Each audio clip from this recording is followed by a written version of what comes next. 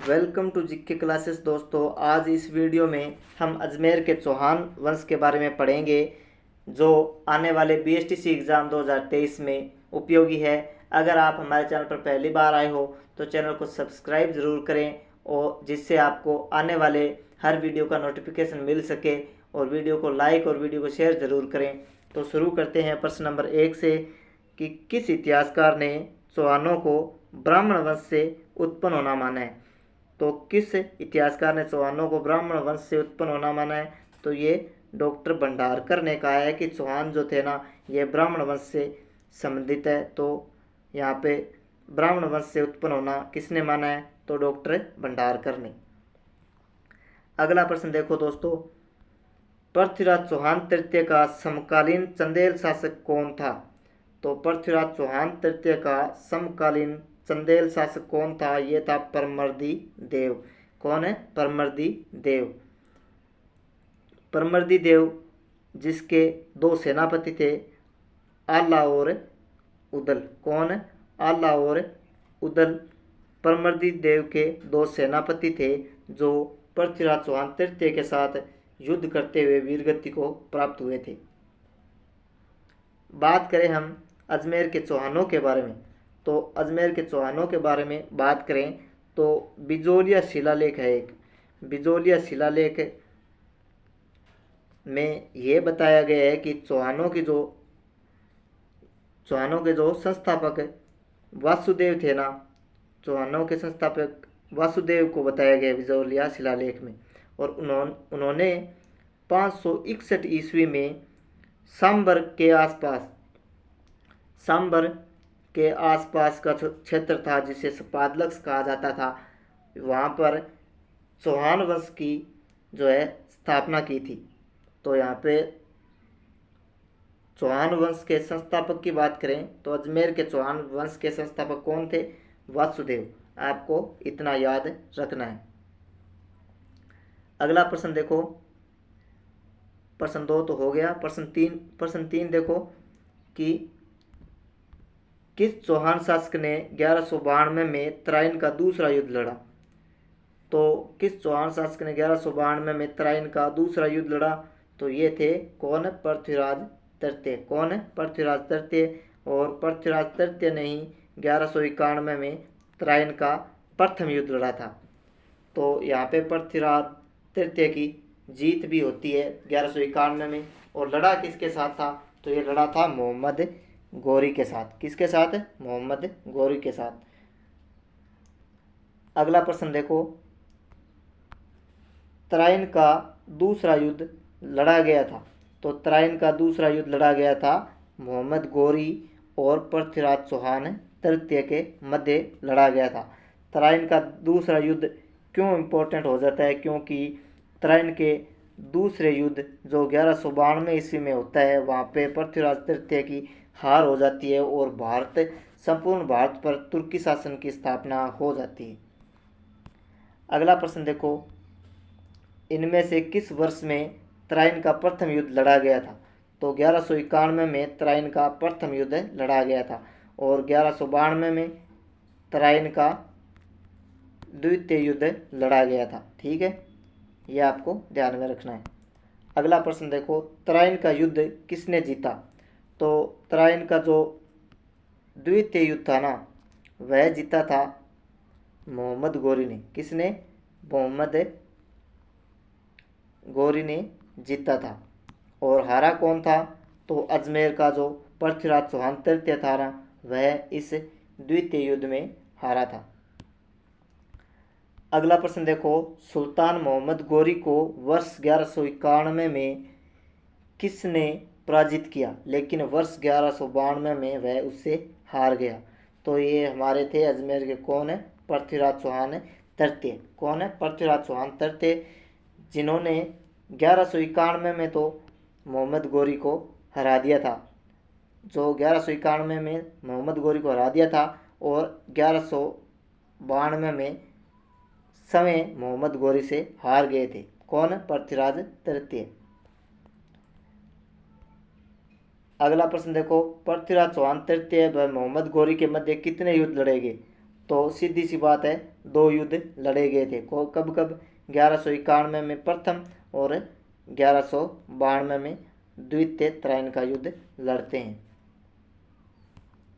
अगला प्रश्न देखो, निम्नलिखित में से कौन सा ग्रंथ जालोर के शासकों की उपलब्धि के बारे में बताता है? तो जालोर के शासकों की उपलब्धि के बारे में बताने वाला ग्रंथ कौन सा है? तो ये है कान्नड़देव प्रबंध। कौन सा ग्रंथ है? जालोर के शासकों की उपलब्धि के बारे में कौन सा ग्रंथ बताता है? तो ये कान्नड़देव प्रबंध। इसके जो लेखक थे वह थे पद्मनाभ। कौन है? पद्मनाभ इसके लेखक हैं। अगला प्रश्न देखो, जालोर शासक कान्नड़देव और सुल्तान अलाउद्दीन खिलजी के बीच प्रथम संघर्ष कब हुआ? तो जालोर शासक कान्नड़देव और सुल्तान अलाउद्दीन खिलजी के बीच प्रथम संघर्ष जो था ना, वह हुआ था 1305 में। तो यहाँ पे ऑप्शन में दिया गया नहीं है। 1305 में यहाँ पे कान्नड़देव जो जालोर का शासक था और सुल्तान अलाउद्दीन खिलजी के मध्य युद्ध होता है। अगला प्रश्न देखो, अजमेर नगर की स्थापना से पहले अजमेर के चौहानों की राजधानी कौन सी थी? तो अजमेर नगर की स्थापना से पहले अजमेर के चौहानों की राजधानी थी सांभर। कौन सी थी? सांभर। यहाँ पे सांभर अजमेर से पहले राजधानी थी। तो बात क्या थी कि ये एक बिजोलिया शिलालेख है। बिजोलिया शिलालेख है, उसमें बताया गया है कि इनका जो चौहानों का जो संस्थापक था, कौन था? चौहानों का संस्थापक था वासुदेव। वासुदेव को बिजोलिया शिलालेख में चौहानों का संस्थापक माना गया है। तो ये आपको ध्यान में रखना है। जिसने सांभर के आसपास का जो क्षेत्र था, जो स्पादलक्स कहलाता था, वहाँ पे चौहान वंश की नींव डाली थी। अगला प्रश्न देखो, कान्नड़देव था कहाँ का शासक था? नागौर का शासक था क्या? तो ये गलत हो जाएगा। जालोर का शासक, तो ये सही हो जाएगा। कान्नड़देव था जालोर का शासक। कहाँ का शासक था? जालोर का शासक। अगला प्रश्न देखो, जालोर में अलाउद्दीन का समकालीन शासक कौन था? तो ये था कान्नड़देव। कौन था? कान्नड़देव। और एक जो ग्रंथ आता है जो जालोर के शासकों की उपलब्धियों के बारे में बताता है, वह कौन सा ग्रंथ है? वह है कान्नड़देव प्रबंध। कौन सा? कान्नड़देव प्रबंध, जिसकी जो लेखक है वह कौन है? पद्मनाभ। अगला प्रश्न देखो, अजमेर नगर का संस्थापक कौन था? तो अजमेर नगर का संस्थापक तो कौन था? तो ये था अजयराज। कौन था? अजयराज, जिसने 1113 ईस्वी में गढ़बीटली नामक पहाड़ी पर,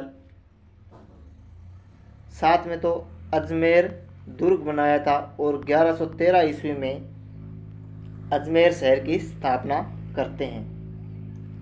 अगला प्रश्न देखो, प्रश्न नंबर 15 देखो, अजमेर नगर की स्थापना कब हुई? तो अजमेर नगर की स्थापना होती है 1113 ईस्वी में। कब होती है? 1113 ईस्वी में। कौन करते हैं? अजयराज करते हैं। कौन करते हैं? अजयराज करते हैं। अगला प्रश्न देखो दोस्तों, किस चौहान शासक ने शाकंभरी के स्थान पर अजमेर को राजधानी बनाया? तो किस चौहान शासक ने शाकंभरी के स्थान पर अजमेर को राजधानी बनाया? तो ये थे कौन है? अजयराज। कौन थे? अजयराज ने अजमेर की स्थापना करके अजमेर को राजधानी बना लिया था। अगला प्रश्न देखो, सुल्तान जलालुद्दीन खिलजी के रणथंभौर अभियान के समय वहाँ का शासक कौन था? सुल्तान जलालुद्दीन खिलजी के रणथंभौर के अभियान के समय वहाँ का शासक कौन था? तो रणथंभौर का शासक उस समय कौन था? तो हमीर वहाँ पे शासक था। यहाँ पे जलालुद्दीन खिलजी ने रणथंभौर पर जब आक्रमण करते हैं ना, तो रणथंभौर किले को वह जीत नहीं पाते हैं। तो जीत न पाने के कारण वह अजमेर जो रणथंभौर का जो दुर्ग था ना, उसको कहते हैं कि ऐसे दुर्गों को मैं मुसलमान के बाल के बराबर भी नहीं समझता। तो ये कहा था जलालुद्दीन खिलजी ने। किस दुर्ग के बारे में कहा था? तो ये कहा था रणथंभौर दुर्ग के बारे में। किस दुर्ग के बारे में? रणथंभौर दुर्ग के बारे में ऐसा कहा था उन्होंने, क्योंकि जीत नहीं पाए थे तो इसलिए, और क्या करते। अगला प्रश्न देखो, रणथंभौर की विजय के उपरांत अलाउद्दीन खिलजी ने इस दुर्ग को किसके अधिकार में सौंपा था? तो यहाँ पे आ जाता है अलाउद्दीन खिलजी। और अलाउद्दीन खिलजी ने 1301 में यहाँ पे रणथंभौर में युद्ध करते हैं। और प्रश्न में क्या बोला गया कि रणथंभौर की विजय के उपरांत अलाउद्दीन खिलजी ने इस दुर्ग को किसके अधिकार में सौंपा था? तो ये किसके अधिकार में सौंपा था? उलूग खां के अधिकार में सौंप दिया था। उलूग खां के अधिकार में सौंप कर अलाउद्दीन खिलजी चले जाते हैं और यहाँ पर रणथंभौर में युद्ध करते हैं। कब है? तो ये आपको 1301 ये याद रखना है, ठीक है। अगला प्रश्न देखो, रणथंभौर का युद्ध सन 1301 किसके मध्य हुआ? तो रणथंभौर का जो युद्ध बोल लो या फिर रणथंभौर का साका बोल लो, तो यहाँ पे युद्ध किन किन के मध्य होता है रणथंभौर में? तो एक तो कौन था? अलाउद्दीन खिलजी। और एक अलाउद्दीन खिलजी था। और रणथंभौर का शासक कौन था? ये था हमीर। कौन था? हमीर। तो यहाँ पे 1301 में राजस्थान का, जिसको प्रथम साका बोलते हैं ना, ये रणथंभौर में हुआ था। और आक्रमणकर्ता कौन था? तो आक्रमणकर्ता था अलाउद्दीन खिलजी। इसको राजस्थान का प्रथम साका भी बोलते हैं, 1301 वाला, रणथंभौर वाला। तो ये आपको ध्यान में रखना है, इसको याद रखना है। आज का अंतिम प्रश्न देखो दोस्तों, राजा हमीर देव का संबंध था। तो राजा हमीर देव का संबंध कहाँ से था? तो ये था रणथंभौर से। कहाँ से? रणथंभौर से। तो आपको अभी बताया है कि 1301 में, जिसको राजस्थान का प्रथम साका कहा जाता है, रणथंभौर दुर्ग में होता है। और यहाँ पे आक्रमण कौन करता है? तो आक्रमण करता है अलाउद्दीन खिलजी। कौन करता है? अलाउद्दीन खिलजी। और यहाँ का शासक कौन था? तो हमीर देव यहाँ का शासक था।